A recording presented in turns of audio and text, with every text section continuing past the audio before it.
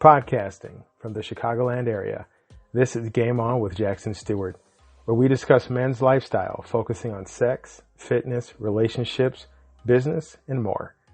We'll be interviewing the best of the best, the hot shots, and the rising stars in the worlds of modeling, fitness, cooking, and more. Influencers who are discussing keeping it sexy while at the top of their game. I'm your host, Jackson Stuart. Welcome to the show. Welcome to the game.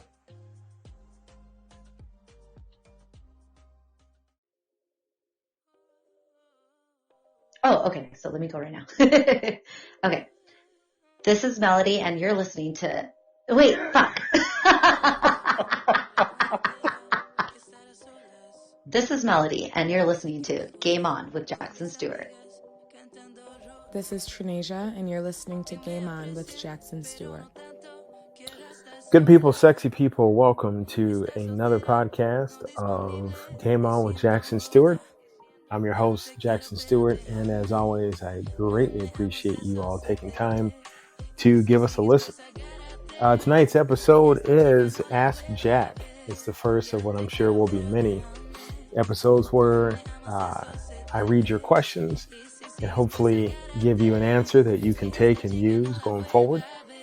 I love these ideas. I love this type of show because it's feedback from you guys.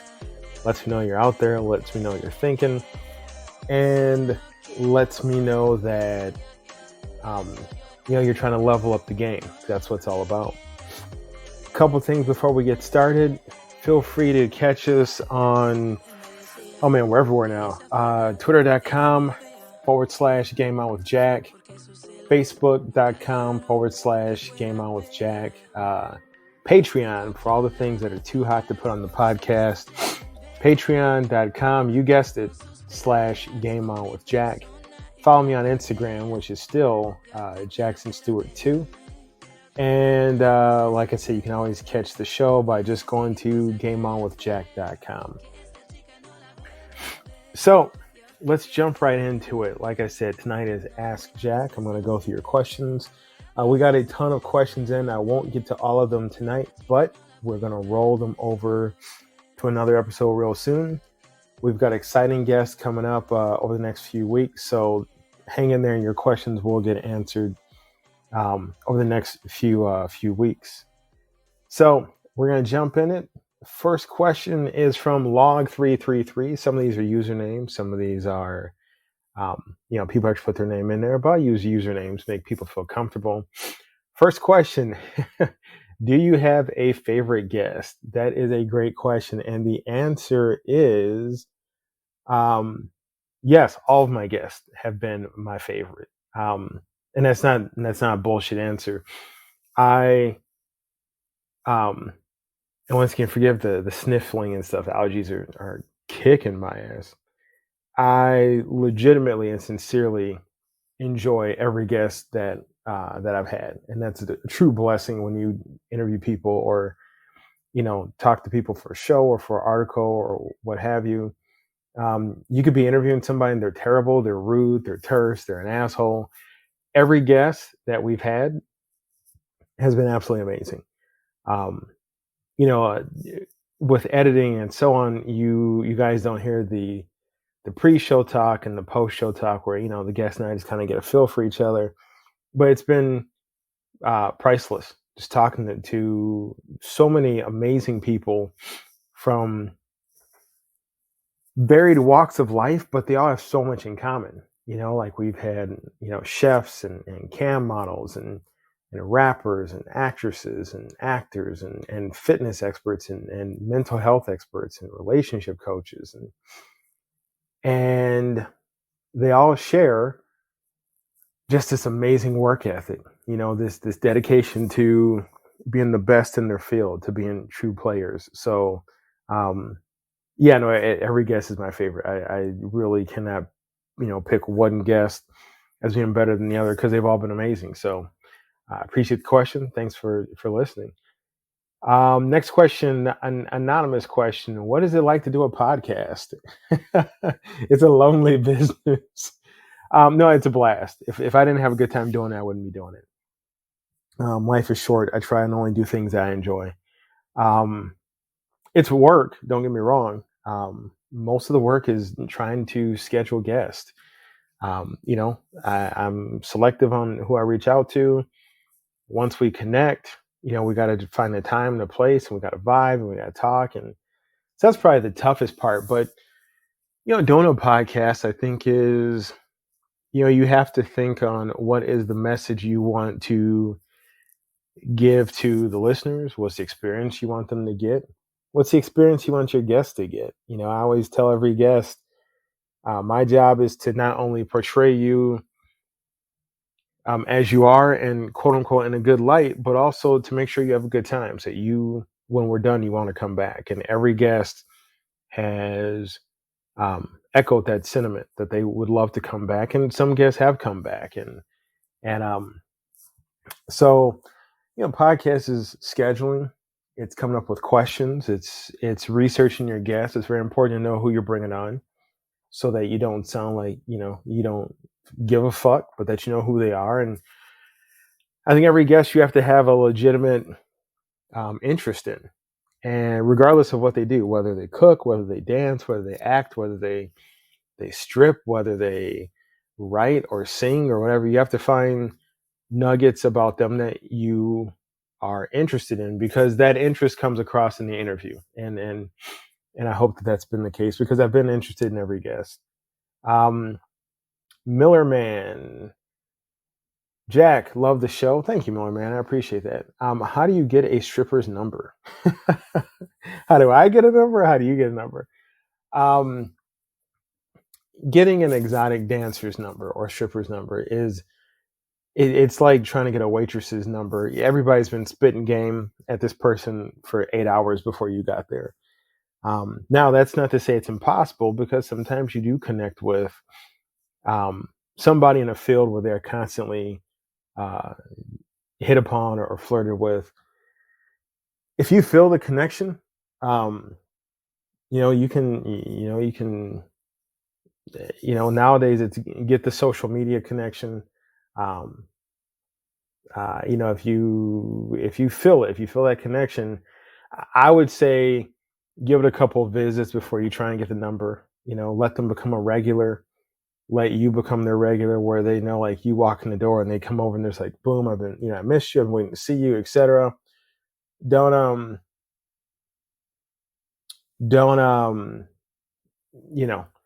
don't just get a dance, hey, I like you, boom, I want to call you. Build up a rapport, and then see if you guys, share whatever Twitter accounts or Instagram feeds, etc. And then, see if, you could say, hey, I know you probably get hit on a lot, but maybe, if you want to get coffee or something, or grab a drink or whatever, but you got to realize that you're shooting at a difficult bullseye, so to speak. They are people who work in an industry where, they sell a fantasy. If you pursue this and you're picking up on a situation that's not there, like you think she's into you, but she likes you, but you're still just a client or a customer. Once you ask and she says no, you have kind of fucked up this situation going forward. So, really think about it if you want to try that. But like I said, give it like, become a regular, get a connection, and then see where it goes. Find commonalities or find things you guys like, and then see where that goes. But then realize, if you get the number, what are you going to do with it? You're going to call this person and you go out on a date, okay? And when you go on a date, are you going to expect them to be, I don't know, bubbles or candy or whatever, or are you going to expect them to be a person? And because those are two different things. There's the fantasy, and then that's the woman behind the fantasy. And if you guys start to date, are you going to be cool if she stays a stripper? So you got to think a couple steps ahead. And that's, like I said, it's tricky, no, man. It's a tricky thing. Anonymous question. Ooh, this is a good one. Good drinking question. How do I avoid drinking with a beer snob when they're always part of the group? Beer snobs are terrible. um, yeah, I've known a couple beer snobs, and yes, they're aggravating people because I'm a light beer guy. I don't like drinking heavy beer. It's just my preference. It's nothing. I'm not knocking people who do. It's just I don't like the taste of it. Um, and I knew beer snobs, and every time I'd order a light anything, they would give me shit. It was so annoying. Um, so one day, this is what I did. I knew a beer snob, and excuse me, he was talking mad shit. And he's like, "Oh, Jack, you drink like a girl." And right now, I'm drinking more bourbon. So hold on. Oh God, that's strong. Anyway, so good though. And I say, you know what? This is a light beer, and you're drinking heavier shit. So hold on a second. Let me catch up with you. And I ordered a round of tequila shots. And he was like, whoa, whoa, whoa! I can't be drinking tequila. I'm like, no. You're drinking something strong. I'm drinking something light. Let's match up. And he couldn't do it. And so I drank both the shots and drank my light beer. Now, granted, it shut him up going forward. He was just getting my nerves. You have nothing to prove with a beer snob. If they make a big deal out of it, just say, look, man, I like what I like. Can we not do this every time? You fuck with the energy of the group every time you do this shit. You fuck with my vibe. I'm just trying to drink and chill. Don't make a big deal out of it, because if you do, it's gonna come off as this is gonna come off as an awkward night. Or you can just tell them off the side, like, look, can you just not bust my nuts every time I get a fucking light beer or whatever?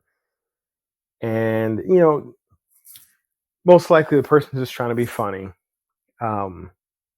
You can try and go along with it. You can order something stronger, like I said, shots or something, and to shut them up. And then if that doesn't work, just one-on-one, just say, look, I like what I like. Okay, enough. Stop busting my chops. And then, kind of see how that goes.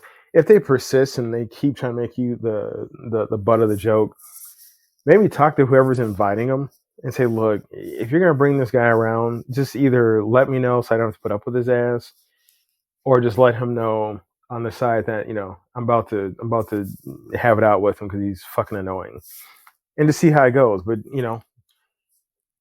if something's happening that you don't like and you stay silent, you can't be mad at people if they keep doing it, because he may think that you're just cool with the joke. But if you speak your piece and he continues to kind of be an asshole, then he's being an asshole. And then you have the right to, say something about it and try and check it. Let's see. Martin347 says, Jack, I love the show. Thank you. I appreciate that. The feedback is good. I need a chili recipe. Do you have one? I have an awesome chili recipe. It is amazingly simple. So simple, I can tell you from memory. You brown a pound of ground turkey or ground beef, whatever you want. At the same time, you cook about, I'd say, 2 to 3 cans of black beans and or chili beans, or a mix of the two, to your preference. In the beans, while you boil them up, you throw in some steak seasoning, some onions. I'd say about half an onion, finely chopped, diced, everything. And if you want, you can throw in some stewed tomatoes, but drain them first. Let that all cook up. Throw in about 2 good shakes of cumin. And then in your meat, as it's cooking, throw in a pack of taco seasoning. Whatever brand's fine. Let it cook up. Let your beans cook up. Once the meat is done, dump it all into the beans. Stir it together. Blow your damn mind. Let me know if you like it. Next question.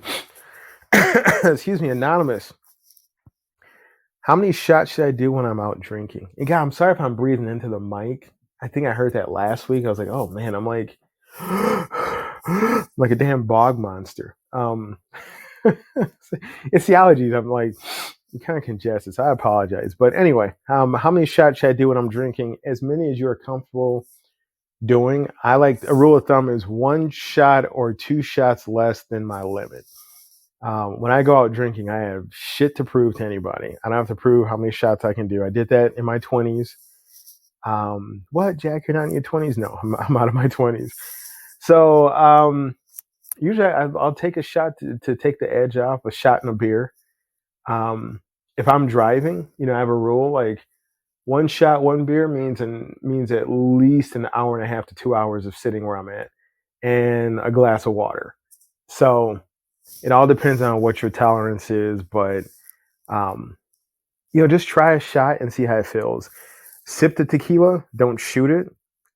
Sipping tequila obviously extends the experience, but also gets you buzzed quick and a little bit longer. So definitely, go for a shot, a glass of water and a beer, see how that combo feels, and then just see how the night goes. Next question. Ooh, this is a good one.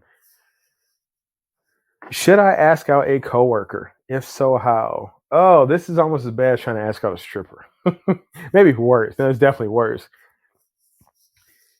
Here's the thing about asking out a coworker. One, if they turn you down, you still work with them. Two, if either of you have any level of supervision over the other one, do not do it. If he or she works for you and you want to ask them out and they say yes or they say no, you are the supervisor, and it could come back to bite you in the ass. They could say that they felt forced to do it, etc. Don't do it. And if you guys break up, that's going to impact your working relationship. That statement about the company ink, dipping your pen in the company ink, is fucking true. Jack speaks from experience. I've done this. Did I regret it? No, because we were peers. And it was fucking fun. it made those lunch hours a lot of fun, but we broke up and shit was awkward. And so, you got to think, if worst case scenario, can you handle it? Can you handle what's the worst? Can you handle if you guys break up and you hate each other's guts? Will you see each other all the time? Are you in different branches, different offices, different floors, etc.? If you're going to risk all that, then read the room, like a stripper. See, is there a connection? Is there a vibe? Start out with lunch in a group, see how that goes. Then, a couple lunches away, just maybe the two of you, and then maybe try drinks afterwards. Don't drag it out too long, but make sure you're getting a feel for it. And if you start out with a group of 5 and you whittle down to just you two, and he or she's cool with it, then you know that there's probably a good connection going. And then say, hey, how about we go out for dinner this weekend and see how it goes. But at some point, you do have to say like the word date, because the worst is when, excuse me, you're asking somebody out, you think it's a date and they don't, or vice versa. So man up, be a player, level up, and say, hey, just so we're clear, I am pursuing you romantically. And then just boom, that's real talk. I think that that saying that will really let somebody know that you're above the pack. You're not just somebody out there, a goof ass just trying to get them out, but you're stating your claim. Most people don't do that. Most people aren't upfront like that, and it'll put you ahead of the pack. Tiffany asks, I don't like how my boyfriend dresses, Jack. How can I change him? Oh, you can't. If that's the way he wants to dress, the way he wants to dress. However, you can make recommendations to his wardrobe. Here's how you do that. The mistake people make when they want to change how somebody dresses, especially like a significant other, is that they fucking tear down how they dress, right? So like, oh, hey, you always wear these stupid shirts. You always wear these dumb pants. I hate those shoes. So you are attacking a person's choice, and now they are going to entrench themselves in what they want. What you need to do is find what you like about how they currently dress and throw in an occasional substitution. So, um,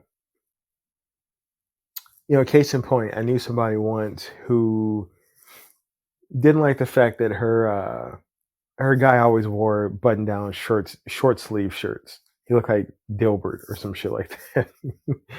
So she wanted him to, get a nice long sleeve shirt and just roll the sleeves up so that they, look nice. So what she did is, rather than go about how, I hate these shirts and, you look like a dork, she would comment on shirts that she didn't like, but she liked the color. She's like, oh, wow, that color looks so sexy on you.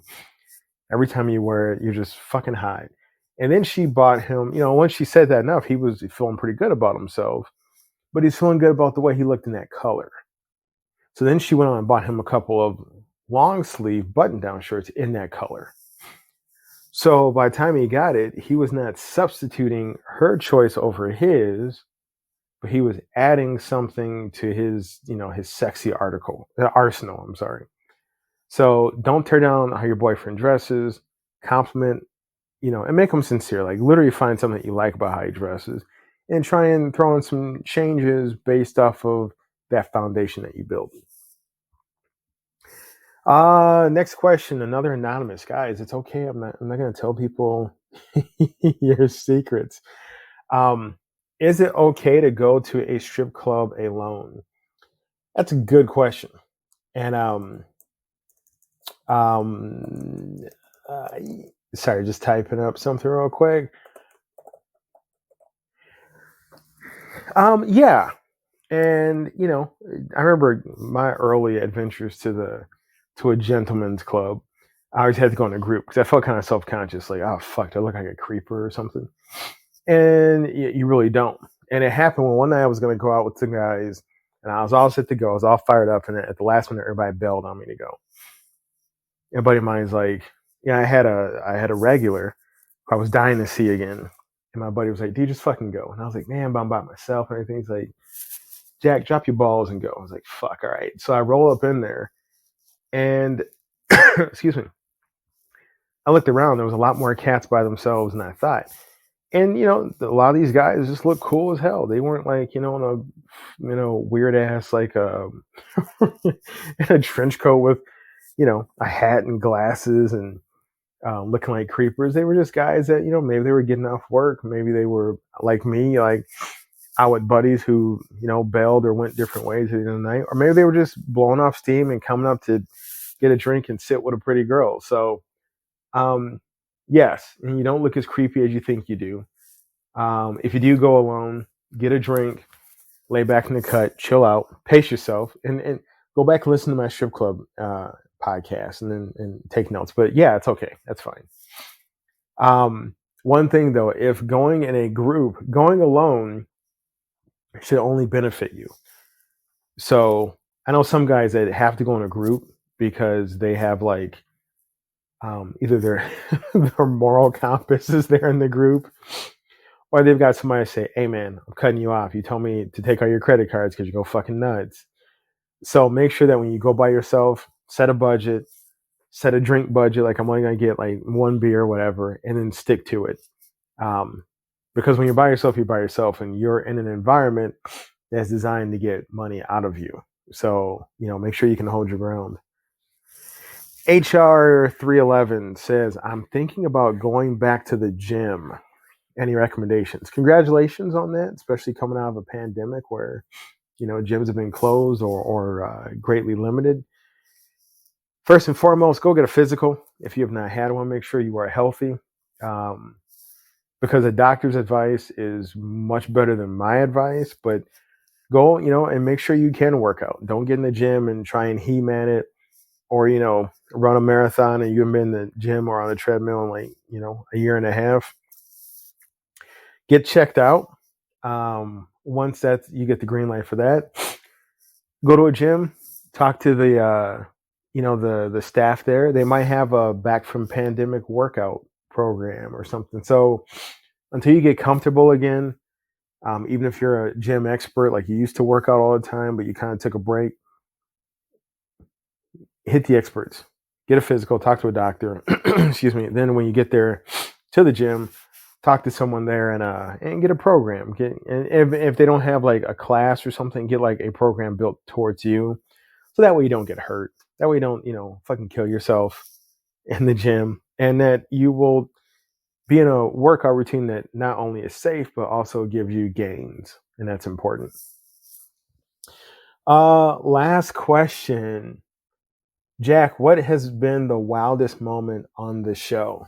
Oh man, there's been a lot of them, but I've got to there's a couple of things that have been kind of wild. One is I'm gonna say names. It's nothing bad. Melody, yeah, Melody Shades was hilarious. Probably like she and I laughed probably before the show, after the show, just a ton because she's just hilarious. She's a very bubbly personality. And so she was kind of wild. Her promo, which I think you guys would have heard on the last show, where she's like, this is Melody, and you're listening to Game On with Jackson Stuart. It's funny because she had to do it probably, I think she had to do it like 3 or 4 times. It was hilarious. But so that was fun. It wasn't necessarily wild, but that was fun. DJ Risque and Lucy Fang, two awesome, an awesome model and an awesome DJ. But what's hilarious is that they're both in Australia and I'm in the States. And it was wild because, trying to figure out the time zone difference was crazy. But Lucy, we had to record Lucy's interview. And Lucy, she's a sweetheart, very bright young woman. She's like, hey, I would love to do the show. Can we do it at like 5 o'clock my time? And I've been trying to get her on. I said, Lucy, hell yes, because you're amazing and you're a great guest. And I'd love to talk to you, interview you. And I did the time conversion, and it was like 1 a.m. in the morning my time. So I had to stay up, and so that was rough, but it wasn't wild. The wildest moment, Stormy Maya. And I love her to death. Ton of energy. Probably one of the most prolific content creators out there. And she's beautiful. And she's multifaceted. And she's brilliant. She's wild, though. That's why she wins Wildest Moment. As I ask every guest, what is the sexiest thing about you? I asked her that question. And most people say, I feel my confidence, my walk, my work ethic, et cetera, et cetera. And she says, my nipples. And I wasn't prepared for that. And then she went on for, I'd say it felt like it was 35 minutes. I'm sure it was like a minute. But she was just talking about how she has very pronounced nipples and how she has to like cover them up when she takes pictures, for Instagram and so on, or put, put tape over them because they stick out so much. And I just wasn't prepared. I wasn't. And if you go back and play that, I think that's season 1. I think it's season 1, like episode 3 or 4. I should know that by memory. But go back and listen to that and play the whole episode. The whole episode is a lot of fun. Very sexy fun. And you will literally hear me pause because that's me just not prepared for that wild moment. So that's the first round of Ask Jack. Thank you guys so much. Feel free to shoot me questions anytime you want, either via Twitter or Instagram. Love to hear from you guys. Love to get questions. And if you guys have any guests that you want me to interview, that you shoot me their social media information or email address if you have it. If you're an influencer or somebody who's out there doing it and you want to get on the show, let me know. And feel free to catch next week's episode and all the weeks past. Thank you guys so much. I greatly appreciate it. And, game on and stay sexy. Or keep it sexy. Yeah, to keep it sexy. Edit that part. As always, keep it sexy and game on.